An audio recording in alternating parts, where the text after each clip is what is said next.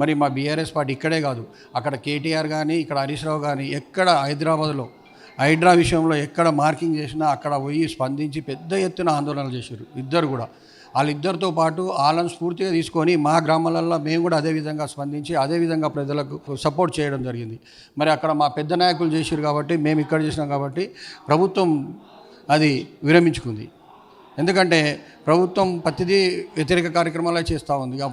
స్థానిక సంస్థలు ఈరోజు ఎలక్షన్ పెట్టలేని పరిస్థితిలో ముఖ్యమంత్రి ఉన్నాడు, దౌర్భాగ్య పరిస్థితిలో ఈరోజు ఉన్నాడు అంటే ఆయనకు అర్థమవుతుంది పార్టీ నాశనం అయిపోయింది. మంత్రిగా నేను 5 సంవత్సరాలు చేసుకుంటే చాలు, మరి కాంగ్రెస్ మళ్ళీ లేచే అవకాశాలు లేదు, నేను ఏదైతే గోల్ ఉందో ఆ గోల్ రీచ్ అయినా సరిపోయింది నాకు, నేను 100 సంవత్సరాలు బతికినన్ని రోజులు ఇంట్లో కూర్చుంటాడు ఆయా బతుకుతానే ఆలోచనతో ఆయన ఉన్నాడు. అక్కడ పార్టీని పొందబెట్టిండు, ఇక్కడ ఆయన బాగుపడ్డాడు అనేది ఉద్దేశం చెప్తున్నా. ఇక్కడ ప్రజలను కూడా పొందబెట్టే ప్రయత్నం చేస్తున్నాం. మా ప్రతిపక్ష పార్టీగా మేము బీఆర్ఎస్ పార్టీగా వాళ్ళని కాపాడుకునే ప్రయత్నం చేస్తున్నాం, కాపాడుకుంటామని కూడా మా నాయకత్వంలో